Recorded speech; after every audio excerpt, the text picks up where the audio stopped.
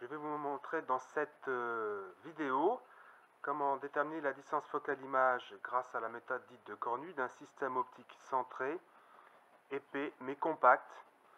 En effet, pour des systèmes optiques épais non compacts comme des oculaires, on préférera la méthode de Gullstrand.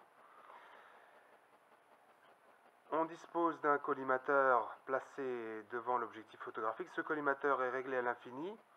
On pourra se reporter à une des vidéos de mon espace YouTube pour ce réglage.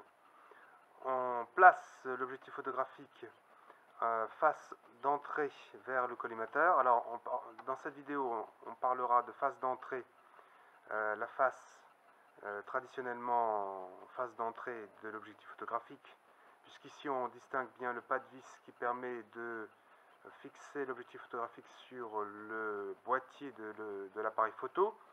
Donc cette face avec le pas de vis sera appelée face de sortie dans la vidéo, et cette autre face, face d'entrée.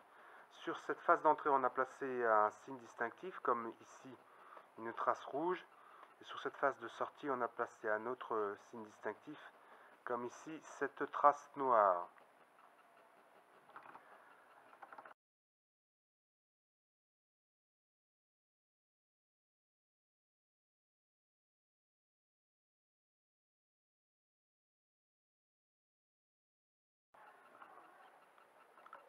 Après l'objectif photographique, on place un viseur et on va successivement relever la position du viseur, car la position de l'objectif photographique et du collimateur ne nous intéresse pas.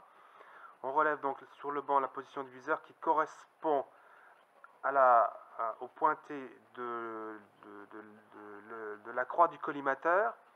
On pointe alors un des foyers de l'objectif photographique puisque le collimateur est réglé à l'infini. On pointe ensuite la croix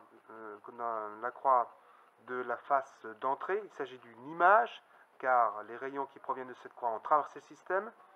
On vise ensuite la face de sortie. Il s'agit d'un objet car les rayons qui proviennent de cette croix n'ont pas traversé le système. On retourne le système. C'est comme si on inversait le sens de la lumière. C'est pourquoi dans cette méthode, on ne peut pas déterminer le signe de la distance focale image, mais seulement sa valeur absolue.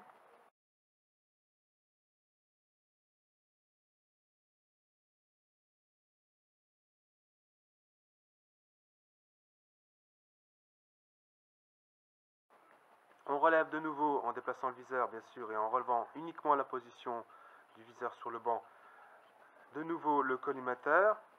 Il s'agit d'un deuxième foyer de l'objectif photographique. On relève cette fois l'image de la croix de la face de sortie, qui est certes ici placée en entrée de lumière, et on relève la position qui correspond à la croix de la face d'entrée, qui est certes ici en sortie de lumière, qui correspond à un objet puisque les rayons qui proviennent de cette croix n'ont pas traversé le système.